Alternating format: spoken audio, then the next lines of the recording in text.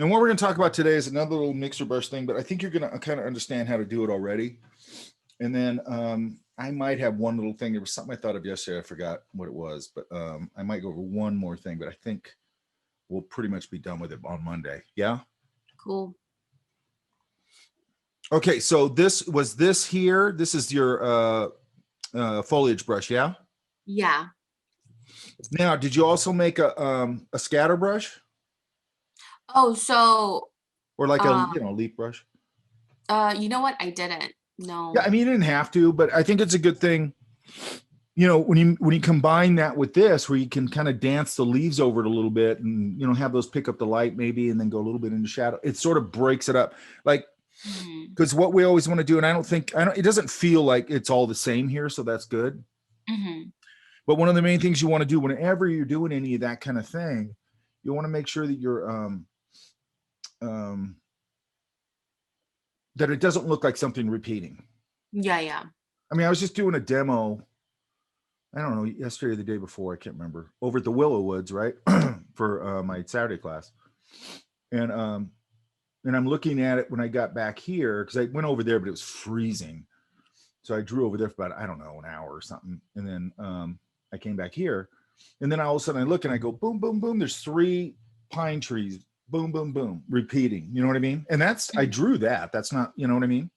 Yeah. So I always got to watch it. Or if I'm doing a hill or, some mountains back there, that I don't go peak, peak, peak. You know what I mean? Where everything's repeating. Yeah, Right. yeah, yeah. And then what are these up here?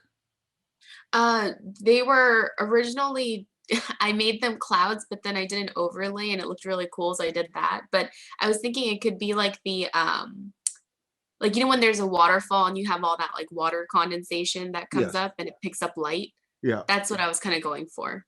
That's like a misty thing. Yeah. Yeah, yeah.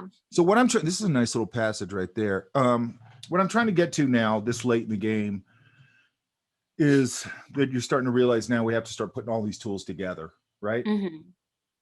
And start to it's what I'm trying to avoid here. I don't know if I voiced this. I want to make this clear.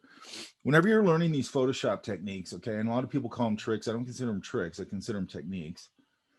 Is that they're not going to be a standalone thing mostly. Does that make sense? Yeah. Because you got to put your sort of artistic hand in there. So you're combining things, just like I'm saying, you could dance some leaf shapes over it. You could do this, you could do that. You can come in with the smudge tools maybe, or come in and, hand paint some things. So you're going back and forth.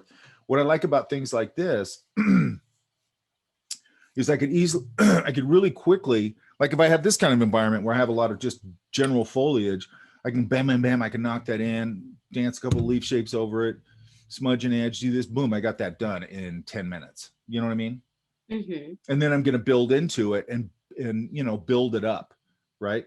But it gives Yeah. you such a fast starting point, right? Mm-hmm. Okay, good. I got to find this guy I just found online. He's on my Twitter account. I can't remember his name. Let me see. Hang on. So here's kind of an interesting. He's probably doing some of these techniques and this kind of thing. Yeah. Ooh, yeah. I just stumbled on this guy.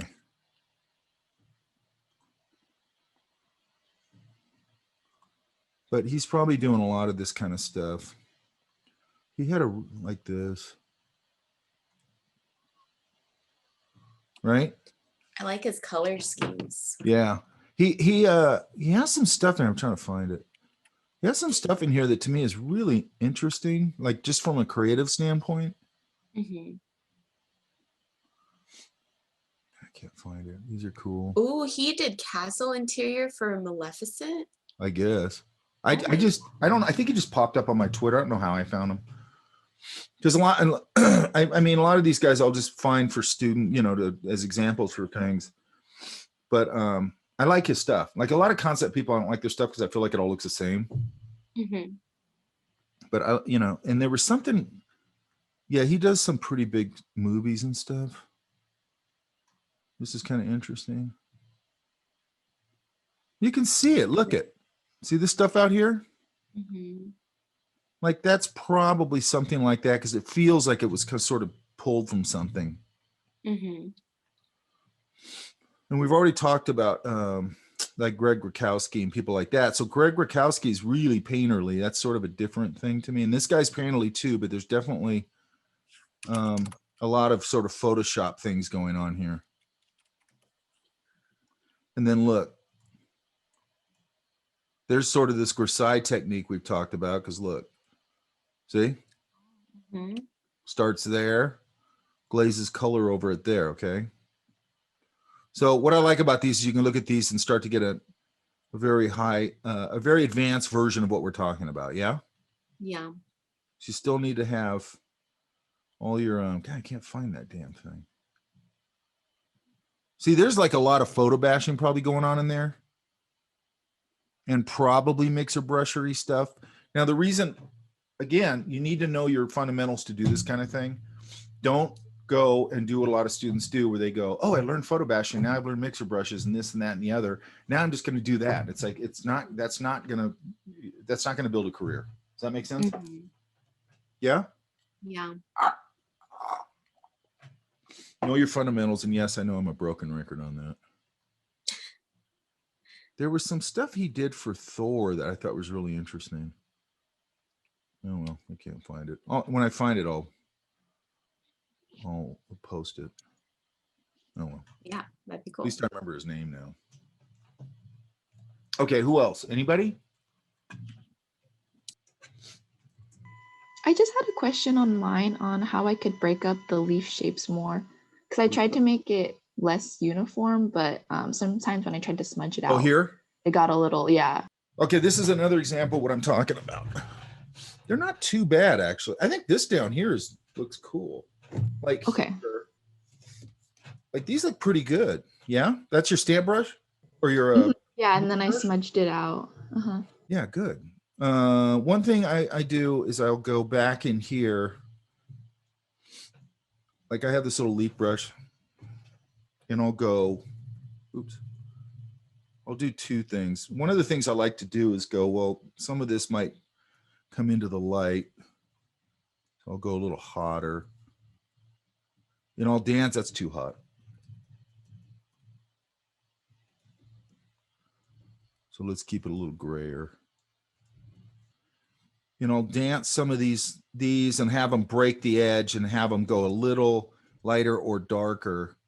And I can sort of dance that stuff around, and it'll sort of break up little spaces of it. Does that make sense? Mm-hmm. So I usually, you got some breaking the edge, which is good, but then I'd come in here and just dance a couple, maybe they're catching light or something like that. Or maybe even some of these. Maybe some of these are going a little lighter. Oops. And another thing,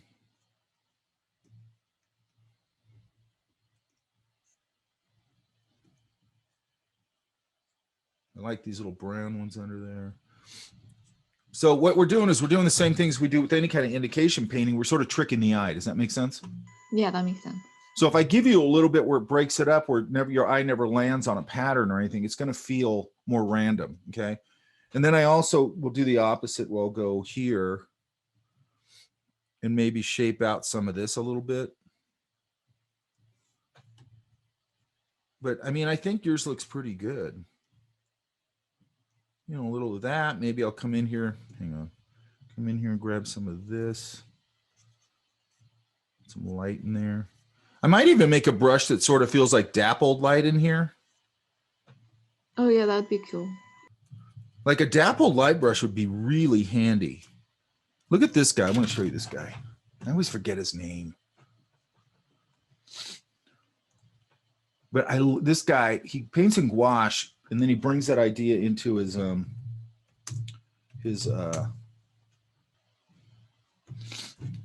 this guy is a great example of pulling like painting techniques into his digital work. You see that? Yeah, those are really nice. And yeah, they're great. And look here. Look at his sense of light. Like you really have to kind of look at these for a second to realize they're digital. And then he does really nice things with this sort of little dappled light. See that right there? That's what I'm talking about. See it? Mm-hmm. So you could I could use that same leaf brush I already made. I just got to get the color right, right? Yeah. And there's one in here that really, I think it's in here.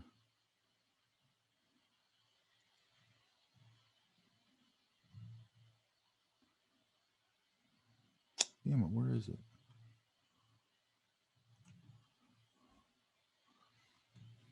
Look at this one. I always love this one. Isn't that great? Yeah. It kind of feels like you're there.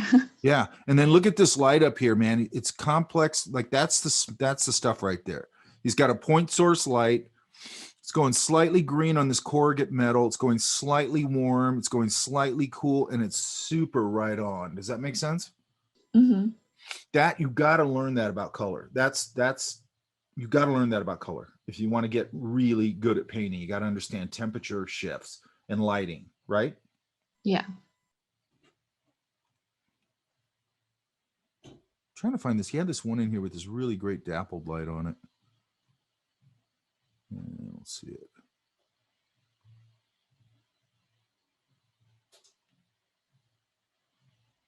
Oh, like here, look at that.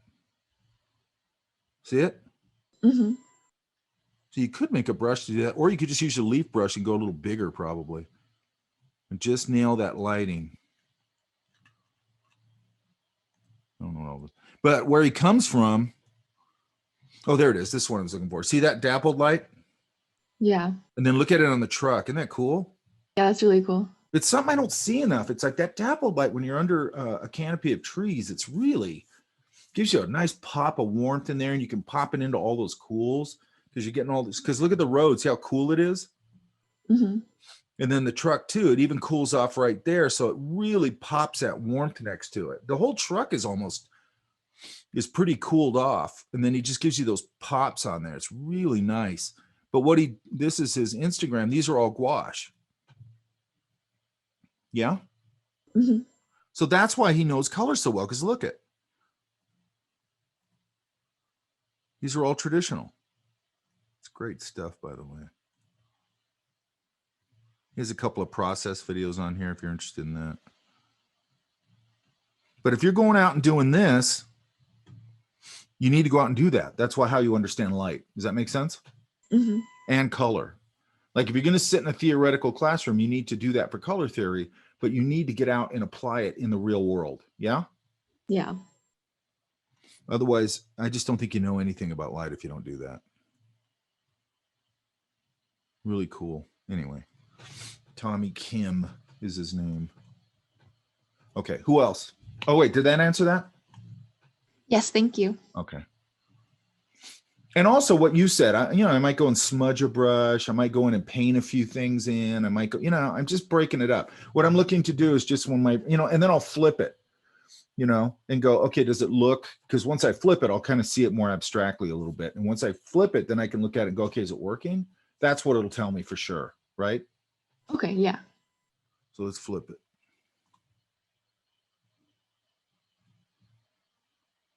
Yeah, it's working. So on this one, if I added dapple light, like where would I put it? Well, where's your light coming from? Like the top, like front left area? Let me flip it again. So it's coming from up here? Uh-huh. It'd land over here. This is going to cast a little bit of a shadow probably under the ground. And then you're going to get a little bit of dappled light. Let's see. The trick is dialing the temperature. And also, I might do this. Let's see if we can dial in a little more of an orange light.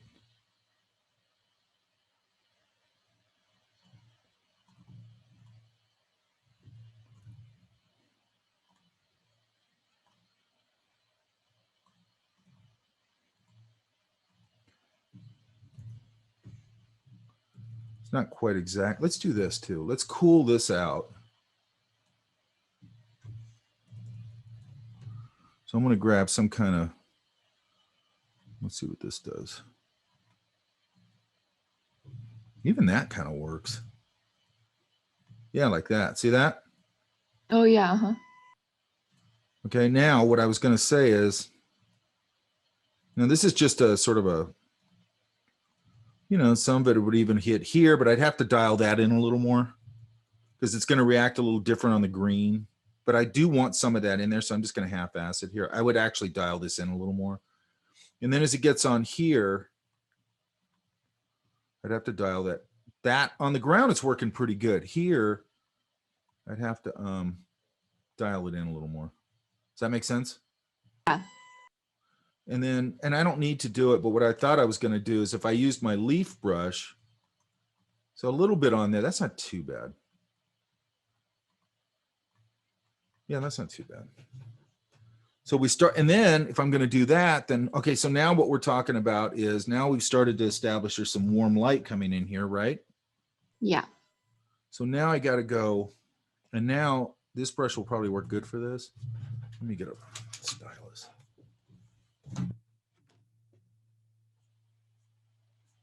Oops. Light, it's a hard hit, but I'm going to knock it down. But I like that it's got a little bit of texture. So when the light picks up the tree or the tree trunk, I can use that light to show the texture too. Does that make sense? Mm-hmm. So I don't have to show it everywhere. So I'm going to leave some of it, knock some of it out. That's pretty good. Does that make sense? Yeah, thank you for showing me. And then, so now we've established that we've got to bounce some of that light around. So now I can't just go, it's just here. You know, I'd have to figure out how it's landing on these leaves. Again, probably a little there. I'm going to knock it down. You know, and I'd probably go look at some leaves and see how that's actually not that bad. But see how it starts to liven it up a lot? Yeah, I like it. And then I might go a little, I'm going to grab some of this color and push it a little more orange. Let's see what that does. I want it a little lighter. Like maybe it's trying to keep some color in it. Yeah, I can get some light hits on here that still have a little bit of that same idea in it. I want to knock it down. And then I'd probably get some real nice pops in here. So what I got to do is if this environment is lit with this orangey light here, I've got to bounce it around a little bit. Otherwise it doesn't make any sense. Does that make sense? Mm-hmm. So that means I got to go here. That's too light or too dark. And even here on the door, I'd have to figure out, okay, what's that going to do? Right? Mm-hmm. And I have to think about the color that's laying on there and what it's going to do with that color. I'm just sort of half-assing it here. But, you know, because that door will warm up a little bit where it's catching light too, right? Mm-hmm. And some places it's going to be simple. You can just sort of overlay it like down here with the dapple light down here. But what I was going to say is if I did use my leaf shape, let's go here. Let me turn this off. Let's say I used, oops, my leaf brush. And I would dial in a better leaf brush. Let's say, and that's way too much, but let's say I did do that, then I might come up here to transform. Let's see if, let's go perspective and go and pull it and lay it on the ground surface better. See what I mean? Mm-hmm. So if I had that and I really wanted the you know, to cover that ground thing, and then I might even go here and just go, is there, oops, damn it, hang on. Is there something that'll pop like that? That's not too bad. That's lighten. And what I like about that is when you use this kind of thing, it picks up some of the ground. So it's sort of leaning in there a little bit. See that? Mm-hmm. So now that really livens it up. You see what I mean? It makes it sparkle a little bit. Yeah. Yeah. Like when you see really great paintings, you know, oil paintings or whatever, a lot of it's temperature and things like that that really make it sparkle and give it that overlay of like professionalism. Yeah. Mm-hmm. So always think about what you can do with that lighting when you're drawing something or, you know, designing something to paint it or whatever. Always think about what the lighting is going to be. Set up your lighting to be dramatic, right? Mm-hmm. Or if, you know, if you're painting on location, you're going to push it a little bit. You know, you might push that lighting, might add something in. And once you have a knowledge base for all that works, you can just do that out of your head and it'll make sense. Okay. Who else?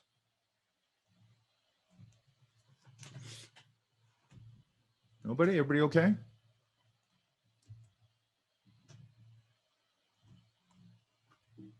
Oop. Okay, then. Yeah, I think I'm gonna play with it a little bit more because I had issues with kind of breaking up my leaves and stuff. Yeah, that's always the case. You just have to get used to it. Where you at? Do I have one from you? Yeah, you should. I think I was the first one to submit something. Wait, Chris? Oh, here you are. Okay, yeah. Get a break this up because these are all solid shapes, yeah? Yeah, I ended up playing more up in the sky than I did anywhere else. Yeah. I just want to make sure that you understand that concept of catching something and then creating a brush out of it, yeah? Mm-hmm. Okay. I mean, there's so many different ways to go with this thing. So what I want to talk about here is, let me, oh, it's the same, okay.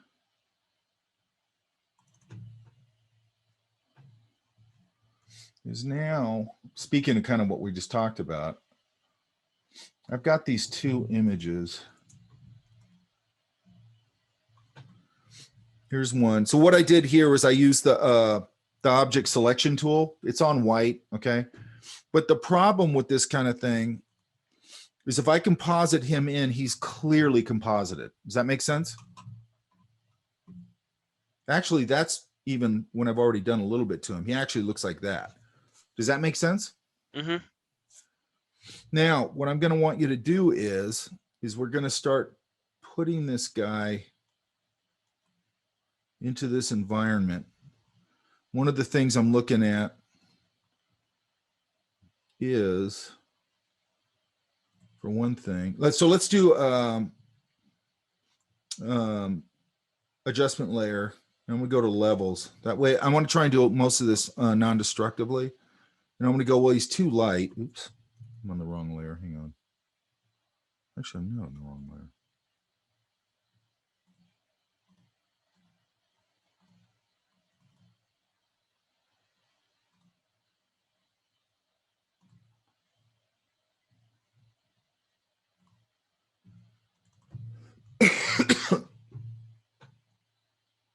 I don't know why it's covering the whole thing. Hang on, which it shouldn't be.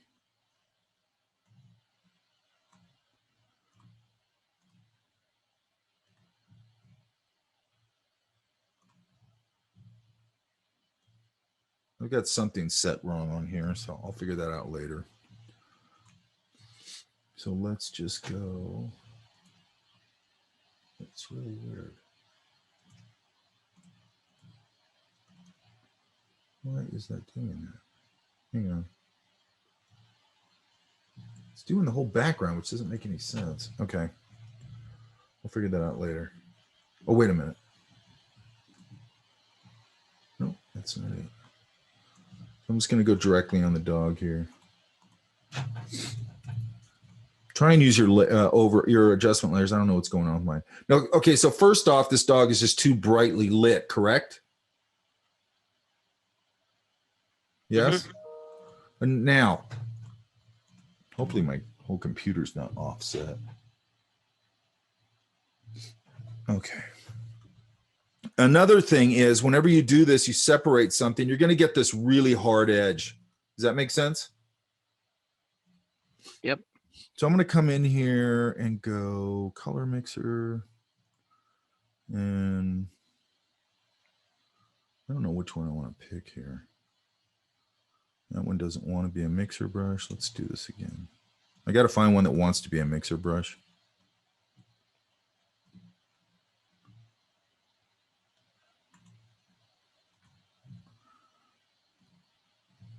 Come on, man.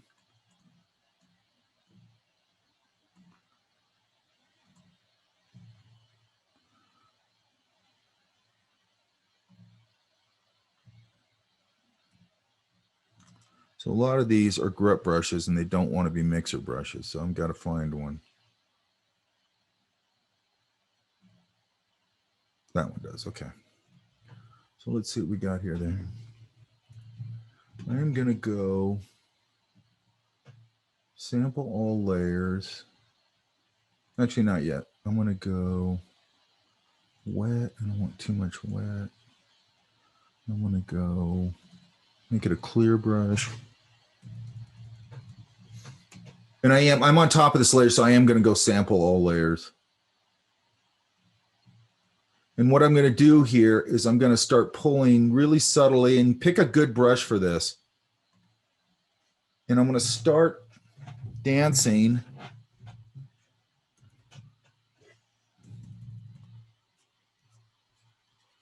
I'm just going to start subtly pulling that hair over. Does that make sense? Yeah? Now I get rid of this white too, by the way. Does that make sense, you guys? Mm-hmm. Yeah. Because otherwise it's just going to look cut out. I can do this very subtly. I'm going to go heavier.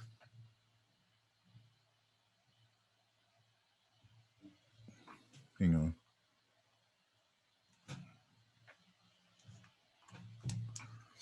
I'm going to try going heavier on the mix. Yeah, that's pulling a little more. But I do want to keep it subtle. So I'm going to go even heavier. Go less. Flows at 100. A little bigger. So I'm really just softening it really slowly. And what I really want to do is get a brush that'll pull out. And then eventually, let's try this. I don't know if this will work or not.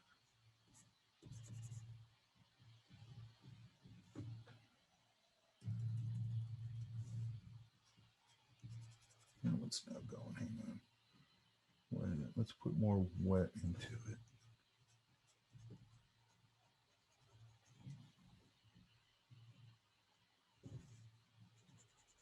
There it goes.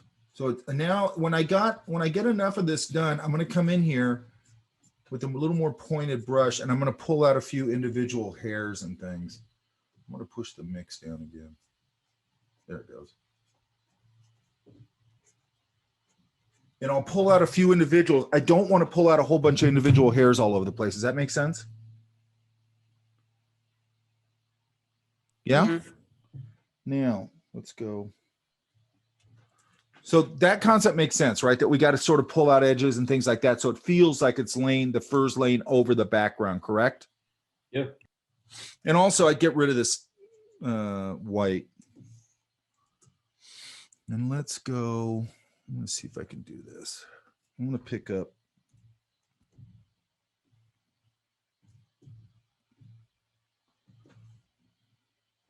I'm going to go load solid color only.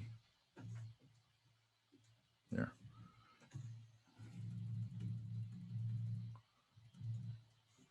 I'm going to put another layer here. I'm just going to see if I can do this.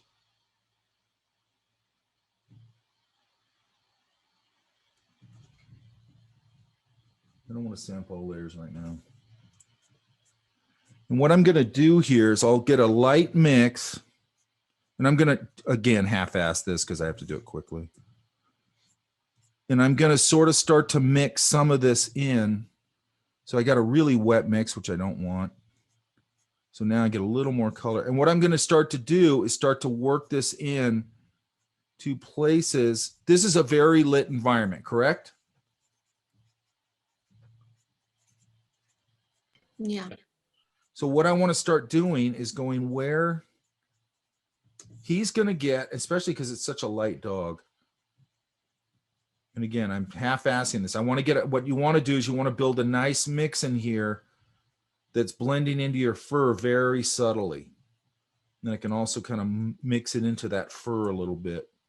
You got to be really careful when you're doing it because I want this to be pretty subtle. Like in these dark areas, I might put a little bit because it'll reflect in there and that'll show it. And again, do it better than I'm doing it right now. You know, and then up here, there's a different light. I might get a little bit of this cooled off light up here.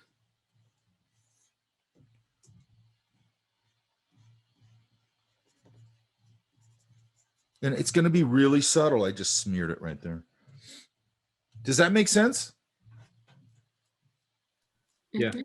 Oh, and down here, I'm also going to want to go, I'm going to pick some of this. And I might just do it. Let's see if I can do it this way. I'm going to sample. Oops. I'm going to sample all layers. Let's see if this works. And now I'm kind of pulling some of that back, or some of this grass and all this stuff over his feet, so it doesn't feel like he's just sitting on a flat surface, that he's actually in this environment. And if I pull it from what's in the background, it's pulling the right color. Does that make sense? Yeah. And I want to get rid of these hard edges and things because there's not going to be a hard edge. It's going to be going up over his paws.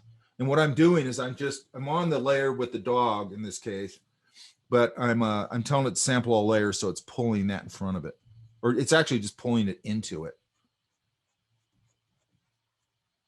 You know, and then a little of this coming out. Again, I don't want to overdo it.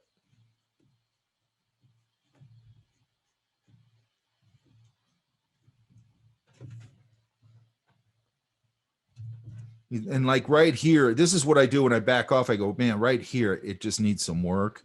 That feels really cut out. And I got to get a brush that doesn't always feel blurry and all that kind of thing. So I'd really spend some time. I'd probably use just a rough edge brush for this, more than likely, at least to start. And I got to think of which way the fur is going. And start to soften that edge. Now, we probably, yeah, I still haven't sampled all layers. Maybe I could even go the other way, maybe. Pull some of that into there so it pulls behind it, into it. That's why the sample all layers thing is handy, because it's pulling the color from the background right into it for me. I don't have to do a lot of work. There, that looks better. See that? Mhm. There is nothing worse if you're a graphic designer or whatever, or anybody, if you're using, because I don't care what you're doing, what kind of designer you are, at some point somebody's going to hand you photo stuff and ask you to do something to it. And man, bad photoshopping is so bad. Okay.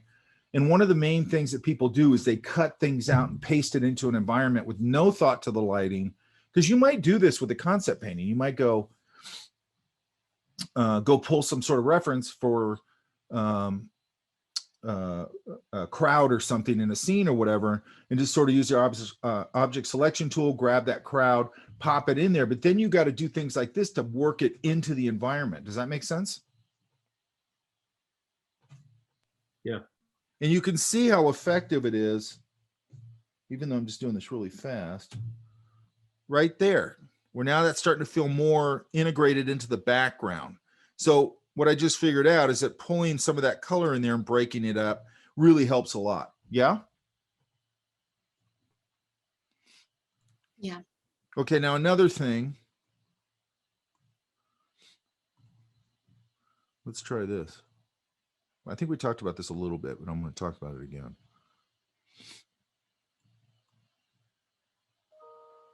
Let's go to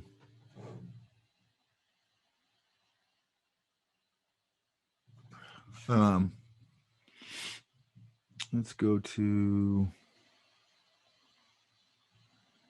where is it?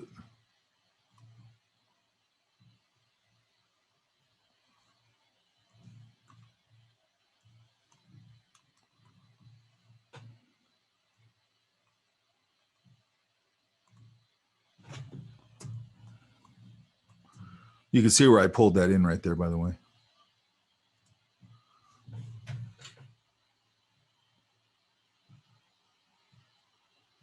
I'm looking for the oil painting brush.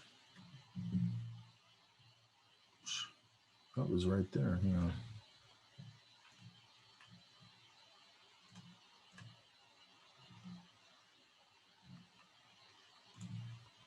I hardly ever use this filter, so that's why I can't find it. Hang on. Let's try. Hang on.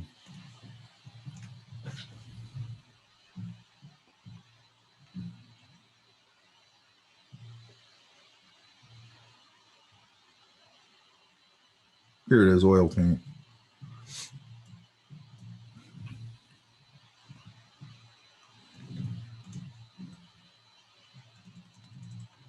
There's my dog. Okay, so you can see what it does here. You see that? Yeah, it's weird. Yeah, so what it's trying to do is sort of give you fat brush marks.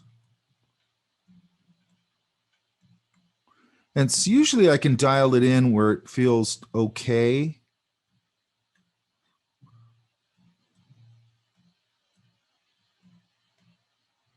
So let's go. Let's put the lighting this way.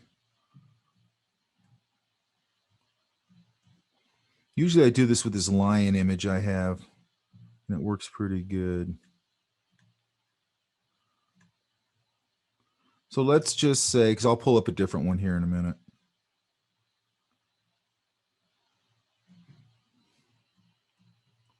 So it's having a hard time because it's such random fur, I think. That's too much. That's a little better, though. At least that's following the form a little bit. Does that make sense? But I might use something like this as a starting point. And then again, I'm going to come in here and I'd probably wipe out a lot of this. But you can dial it in and you can use it as a starting point, but you just can't rely on it to do the whole thing. Does that make sense? Yeah. So I'd probably obliterate a lot of this, but I'd keep a little bit of it. And I could start to probably, as a starting point, start to create, and then I'd probably paint over it a little bit, as a starting point to sort of create sort of an oil painting kind of look. Yeah? Mm-hmm. But I got to go in and manipulate it. Here's the thing with those, again, with those filters, they might be a half-ass starting point, but they're only going to get you part way there. There's actually some app I saw that's, I don't know what it's called, but they've gotten pretty close to like emulating, actually gotten really close to emulating watercolor. I was judging a show a couple of years ago, and from a distance, I saw this watercolor and I go, wow, that's pretty nice. And I go up and look at it and I go, that's a filter. You know what I mean? And it was just, the guy had just taken a picture, ran a watercolor filter over it, and then threw it in a show. Okay. Don't do that. Right. Yeah. Mm-hmm. And then on top of this, if I was going to, oh, by the way, this is another thing you can do. Because I had somebody do this in a class one time with this tool. Gosh, damn it. With this tool. And they went in with this background. Oops. And again, I could do it on a layer over it, but I'm just going to do it on this layer. Or let's just do it on a layer over it. And they went in and they took this forest scene. I want to empty this again. And they took a like a rough brush, I think.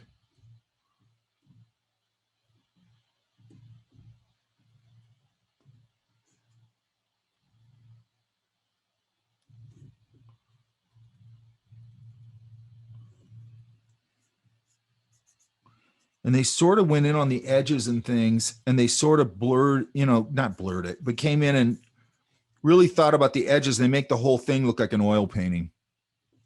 It was, I actually didn't ask him to do that, but he did it. And I thought it was kind of cool. So they really came in here and thought about it, made the whole thing look sort of like a Van Gogh or something. Does that make sense?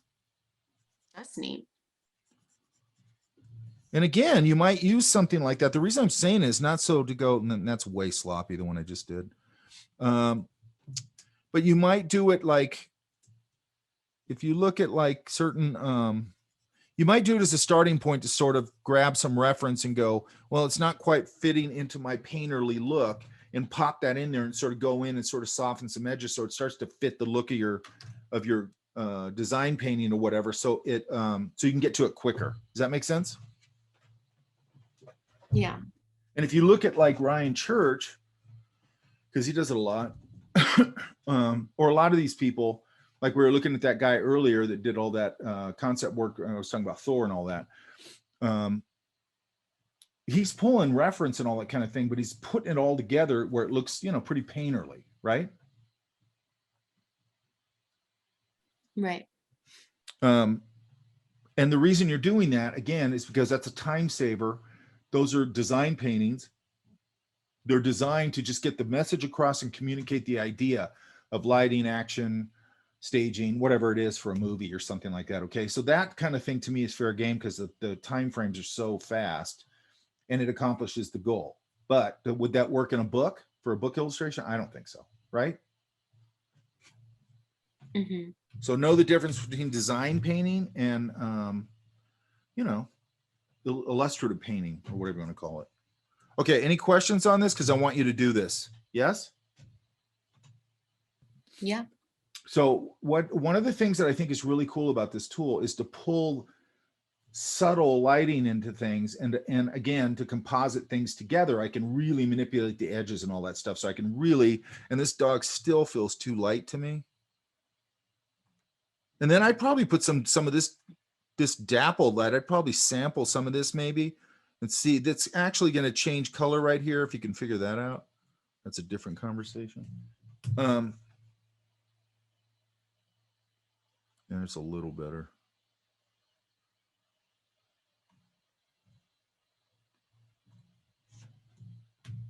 Yeah, that's a little better. And I still feel like he needs more.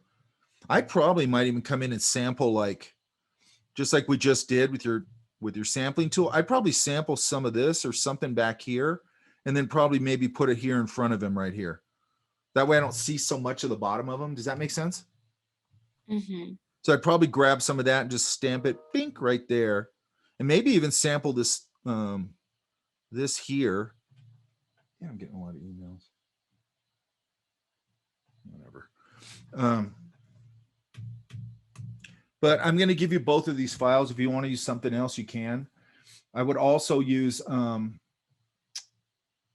if you want a totally different scene, that's fine with me. I don't care. But what I want is something put into a lit environment and then incorporated into the lit environment using a mixer brush. Yeah. Okay. And the difference between this and the smudge brush is the smudge brush sort of is what it is. And this I can manipulate endlessly. Right. Mm-hmm. And also, don't just go in and start pulling, if you're doing the dog thing, don't just go out and start pulling out individual fur hairs. Go in usually with a little bit of a rougher brush and start to get a scent, start to soften that edge. And then I can start pulling some things out. Okay. I prefer it could be a person, I guess, but I want something complex enough where you have to, do some manipulation on it. Yeah. And I also try and get some color, try and get an environment like this, that this environment's very lit and very green and very sort of acidic green, which means it's going to bounce a lot of light into that dog or whatever my subject matter is. Right. And again, like what we're just looking at those Tommy Kim paintings or whatever, learning to bounce that light around is super important, whether it's in a painting you create or it's in something where you're compositing. Yeah. Yeah. Any questions?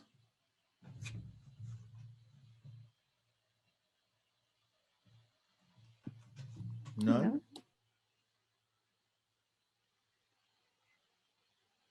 Okay. Irene, you have no questions? Not today. Okay, so it's very clear then, right? Yes. I'm going to put both these files up so you can download them. And that's all I want on Monday. Yeah, and then we'll move on. I think I might have one more thing I might show you on this, but I'm not sure yet. Okay? Sounds good. Okay, you Hey, guys. Mike, can I ask you a question after class? Sure. Does everybody need to be gone? Oh, no, it doesn't matter. Either way. Okay, you guys. I'll see you on Monday. I'm going to talk to Kayla. Yeah. Good weekend. Thank you. All right, you guys. Goodbye. I'll put the files up. What's up, Kayla? For the sketching class, tomorrow I'm planning to go to the zoo, and I was wondering if you have recommendations on sketching techniques for animals. Oh God, that's a good point. I need to go over that. One of the main things I'd say that people miss, I think we talked about it briefly, like even this dog, right? But one thing I think they miss, for one thing, have you drawn animals at all? Just my dog at home. Well, that's good. Anything with anatomy is good. Is two things. Is a look, right? Mm-hmm. Because you get a lot of people and they go and they do the same thing they do with a model where you're looking at what they're doing and you go, you're not looking at the subject matter, you're just making it up. Break it down, right? Mm-hmm. Hang on. I'm getting like a ton of emails for some reason.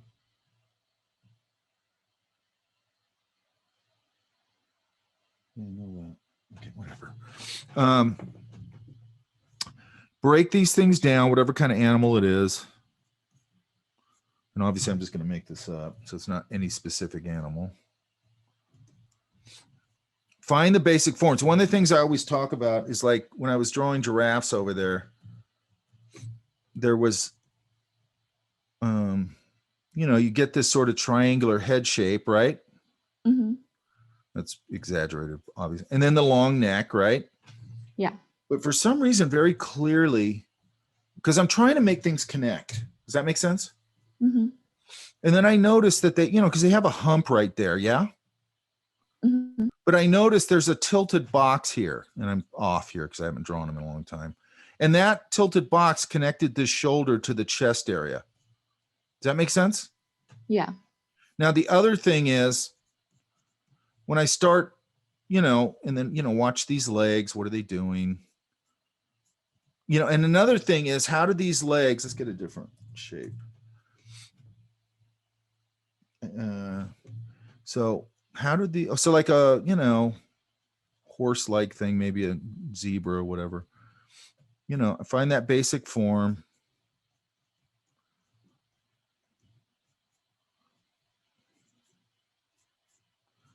Get the legs worked out. These usually come back and they tilt in and kind of do that. So I'm looking for all that, right? Mm-hmm. But, and then I'm looking for, again, there's like this little tilted thing here. And then like when I'm looking at the zebra, like if you're drawing a horse, you get this sort of mane, right? Yeah. But when you're drawing a zebra, and I see people draw this individually, a zebra has a stiff mane that sort of does that, right? Mm-hmm. So I'm putting that in as a basic shape before I go in and start to separate it. Does that make sense? Yes. Also, this body has form in this sense, right? Mm-hmm. So whether it's fur or a pattern, I got to wrap it around that form, right? And I don't want to over wrap it. So I might do a little bit of what we talked about with trees, where the light breaks, I show a little bit of texture, right? Okay. Uh-huh. So I don't want to do it everywhere. So I'm going to go where can I get it? Like, and again, like on some animals, they have an elbow here, let's say, and then the fur will break the form because as that form breaks, the fur will still stick out a little bit. Yeah. Mm-hmm. So I look for those places. Sometimes it's haunches, like the back here, the head might be here, some kind of animal. And then this where it curves, the fur will break. So I'm looking for places where like there's a curve or something where the fur will break, and that little break in the silhouette from the fur will give with a little bit of texture wrapping around the form, will give the fur or will give the animal more a furrier texture. Does that make sense? Yeah. Because you don't want to just go there and put fur everywhere. Okay. Mm-hmm. So, and then I'm thinking about how these things, I'm looking at how the fur wraps around the form. Is it if I have an animal here, I don't know what the hell this animal is. Does it wrap this way? And then maybe, here it's wrapping around this way, and down here it starts to come in around this way. I'm thinking about how all that fur wraps around the form, correct? Yeah.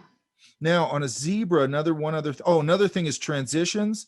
Don't do this sort of thing that people do where here's the torso and then they sort of put legs on it, right? Mm-hmm. This leg is going to fall into the form somehow. So I want to start to show that, like over here, I might just put a silhouette, but I want to see that transition. I don't have to do a whole bunch. It's just got to transition into the body in a logical way. Yeah. Mm-hmm. And then this belly is probably in front of this leg a little bit. So I'll probably get a little of that, right? Mm-hmm. And then I look for, so the pattern, let's pick a zebra, is going to wrap around that form the same way. I got to think about that, right? It's not just some flat surface texture. It's running around a cylinder basically, right? Mm-hmm. And then when you're drawing animals with patterns, so a zebra has a vertical pattern here, correct? Yes. But what you got to look at is then how does it transition down here into a horizontal pattern, right? Mm-hmm. And the answer is, I probably talked about this in class, somewhere in the zebra pattern, there's one of these round ones that goes into a wishbone shape like that. And then they start flowing off of that shape. And that's how it turns the form. Does that make sense? Mm-hmm.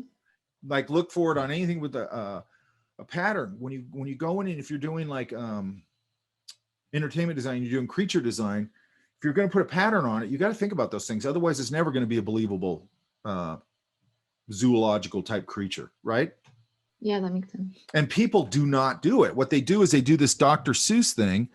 And I like Dr. Seuss too, but they do this sort of like this kind of thing. And then this just does this. And that's not how it works. Okay. There's some way it transitions. So I'm looking for the way limbs transition into the body. I'm looking at the way patterns transition into different forms around the body.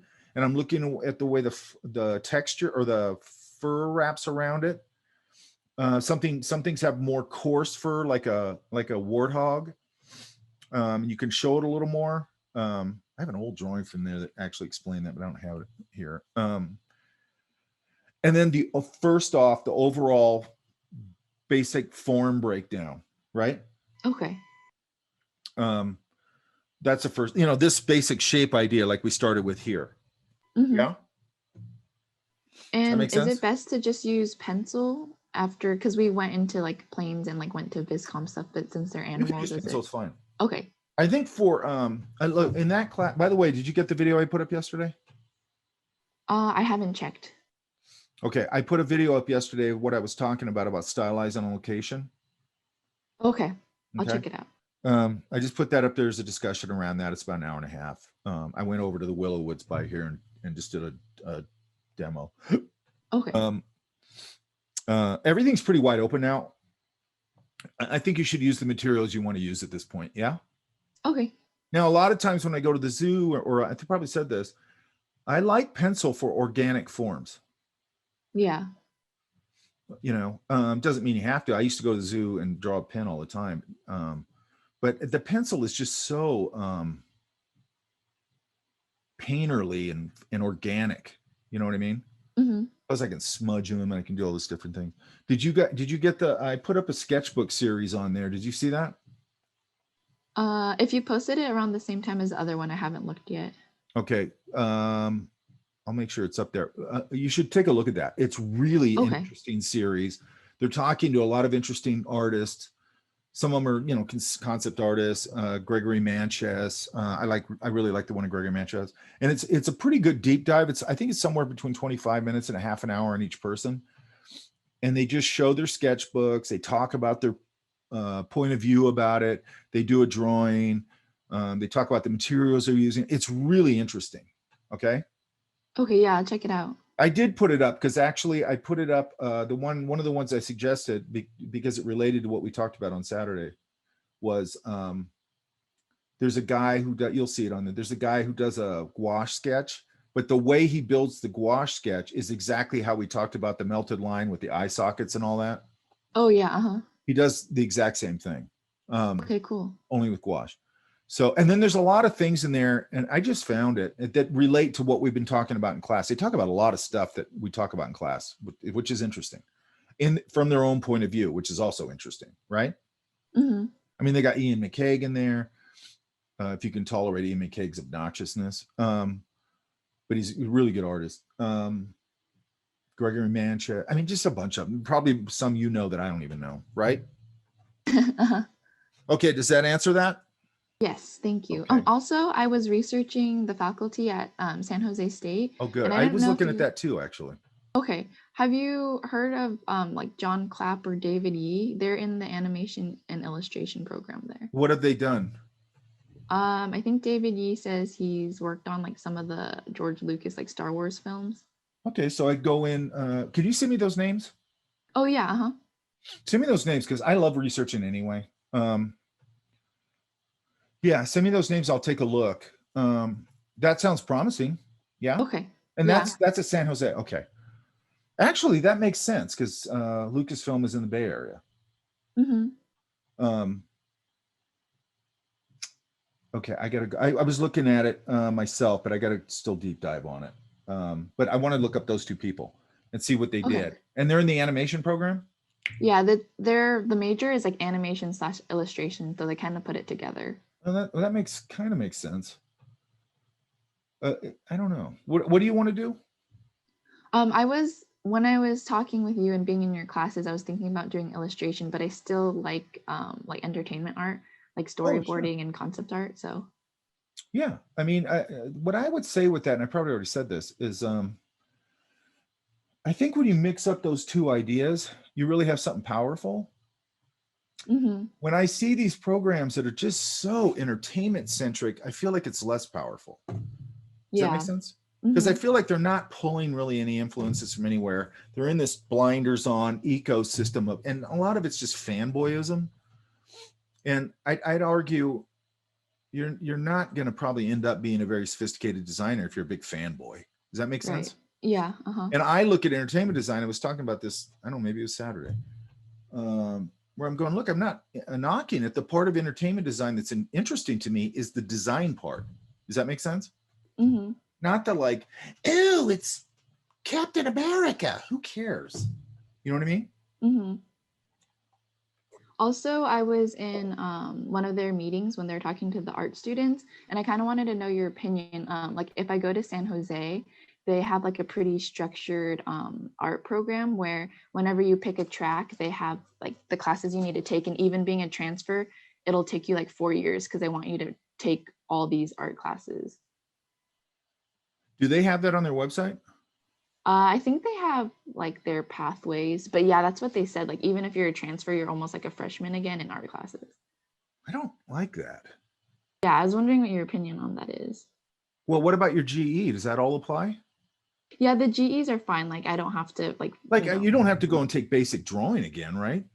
Yeah, it's not like basic drawing, but like if I was going into their illustration animation, they have like those set their own illustration and animation classes that they want you to take. And let me look at that. I mean, that might be okay because what they might be doing is mostly we're getting a lot of people who don't know any of this information. So we got to kind of train them. I get that because I'd argue that most people, and it's not just a city college thing.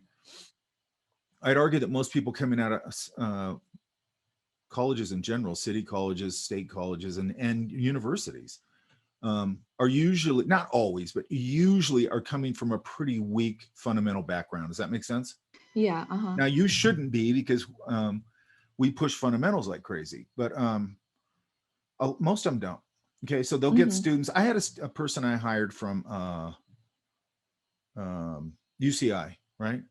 Mm-hmm. She was a fine art major. They didn't teach her how to draw. They didn't teach her how to paint. They didn't teach her how to do anything. Okay, it was all just like ideas, and it's like that's great, later on. But I don't care what you want to do. You got to have fundamentals. Got to have fundamental drawing skills, fundamental design skills, and fundamental painting skills, and design skills. Yeah. Yeah. So they might be looking at, because if I was putting a program together like that, I'd probably be looking at what pool I was getting in. And I might go, man, none of these people know how to draw. None of these people know how to design. I got to get them up to speed here. So it might be some, if it's from that perspective, I get it. But then I got to look, I got to look at the classes and go, well, what are you trying to get me to take here? You know? Okay. And also Yeah. who's teaching it? Like, are you going to push me into a fundamental class? Great. But then if I go look at their work and I go, well, that person can't draw, and they're going to start talking to me about drawing, I can draw better than that person. You know what I mean? Mm-hmm. There's always those problems, which is why you're trying to land in a program that is really strong. Okay. Because I want to make sure that you guys come out of these things employable and not come out of these things like I've seen a lot of kids come out of different programs where they go, well, my skill set's not there. I can't get a job. Does that make sense? Yeah, definitely. I mean, that's why you're there. You're there. It's boot camp. You should be busting your ass in there. It should be a robust program that you're never sleeping and you're getting your ass kicked, and there's great students in there and interesting teachers and different points of view, not just a bunch of like fanboy nonsense. I'd argue that what you want is a really strong, if you could, probably a really strong illustration program if you're going in, or that track that you're talking about, but making sure it's not just, okay, it's a bunch of entertainment design classes. Like, I need more than that. Like, I need to know how to paint for real, not just like fanboy painting. Okay. That's where, to me, it falls apart. It's got to have fundamentals in it. And I'm not just talking about, like, when you say fundamentals, a lot of people go, oh, you mean the early part? No, fundamentals are what you're going to use and access the rest of your life. Does that make sense?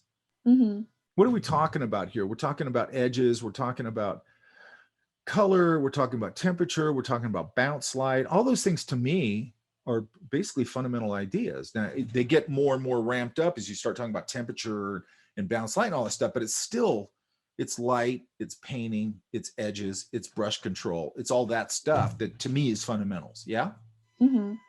Yeah. And then, one of the, and you got to find out how many electives they have in that program.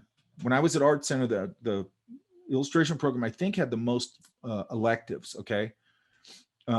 That way you can go, well, I need to take a really strong oil painting class. You got an elective, you can go find a badass oil instructor there and go, I'm going to take an oil painting class or life drawing or whatever it is. Yeah. okay. Yeah. Like, if they don't have life drawing and stuff like that in their curriculum, I mean, I'd argue when I was at Art Center, I think with my electives and stuff, if I didn't have a life drawing class, I think I always took some sort of life drawing class every term, I think. Right. Mm-hmm. Because I knew, like, I got to do that. Now, the good thing over there is they always had a workshop, I think every day, if I remember right, from like, I don't know, 11 to 2, So if you're in between classes, you could jump in and draw from a live model and stuff like that, which I always did. Okay. And all the people who were serious were in there. So we got to just dig into, it was San Diego or San Jose, and the other one was Northridge, right? Yeah, when I was looking at Northridge, they seem like they have a lot more faculty, so it's taking me more time to kind of look through. But just like the only professor I know for sure that's really good is like Robert St. Pierre. I understand that if you want to do conceptual design, entertainment design, that you need some specific training. I totally get that. And that makes sense. But I just want to make sure that you're getting a well-rounded background. So, you can jump onto different things or even go in different, because you're not going to be the same person 5 years out of college that you are when you graduate, right? Yeah. And you might go, man, I really want to do that. If you got that really strong core skill set, then you can make shifts in your career. And also when they go, hey, your job's up on this production we're doing, you go, well, what are you looking for right now? Oh, we got to fill this position over here. And you go, I can do that. You should talk to Frank about that, by the way. That's what he did. Okay, cool. Like that's why he stayed at Nickelodeon for so long, because they'd go, hey, your contract's up on this. And you go, I can do that job you guys are looking for. Boom, jump over there. Boom, jump over there. Boom, jump over there. Right? Mm-hmm.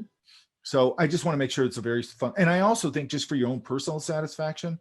And the thing I always say about people, I go, look, if you're going to go into like entertainment design, any of that stuff, illustration design, whatever, you better have your own thing you're doing creatively, because if you're putting all your creative satisfaction in the basket of a commercial career, I don't think it's a great idea.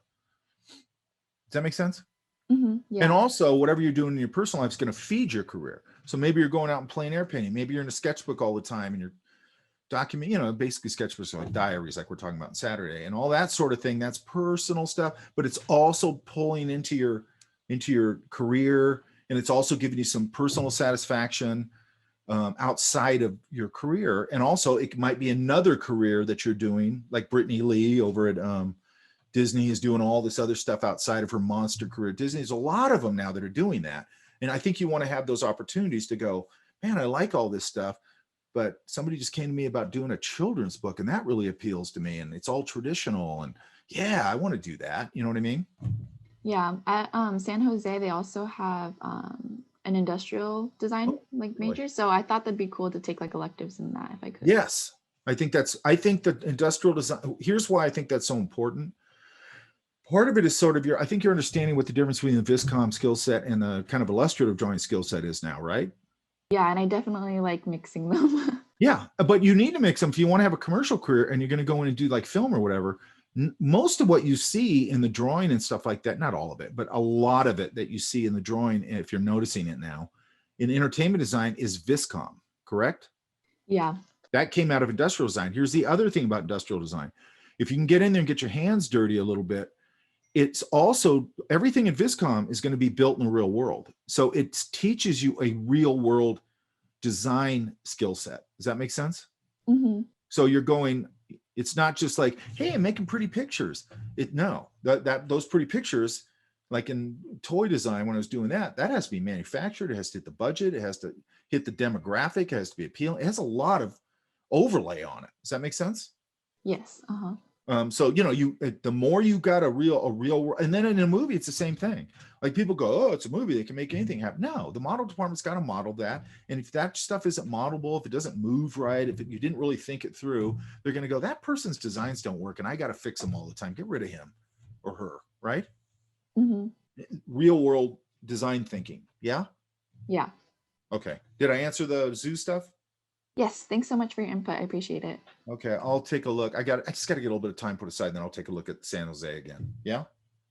Thanks so much. And you talked to Allison, right? Yes, I did. And she gave you some good information? She kind of just gave me an overview of the school. So at least it kind of gives me an idea from like someone who's going there. Okay. I wish they would just open so you could go over there and look at the work. Yeah, I know. I visited the schools, but like I can just look at it from the outside. Yeah, it's just like it's so important. And I always say when I wasn't teaching, which was a long time, like 15 years, I still had an interest in, I just like this stuff and everything. So I might be in an area going, I got to kill an hour. I want to go, there's a city college right there, or there's a state college or whatever. And I'd go into their art department. Okay. And I always say when I walk into an art department, I can tell if it's a vibrant art department by walking into it. Does that make sense? Mm-hmm. Like some of them just feel energetic and active and vibrant. And then some of them just feel like morgues. You know what I mean? Yeah. Uh-huh. And then you look at the work on the wall and you go, God, there's no good work in here. This isn't a good program. It's obvious. Okay. And so there's a real value to walking into the building and seeing. And I also think that if you go there, and I'm sure San Jose State does this, and you call an instructor over there and go, hey, I want to come in and take a look around. Will you show me around? They should say, hell yeah, I will. Right? Okay, cool. Yeah. Because we do that. I get calls like that from students. And they go, hey, I'm looking into your program. It looks pretty cool, but I want to come in and look around. I go, hey, yeah, come in Monday at 9:00. I'll show you around. Because they should be proud of their program and they should be recruiting actively and answering questions and be excited. Yeah. Mm-hmm. Okay. I'll let you go. Yep. Thank you. All right. See you on Monday.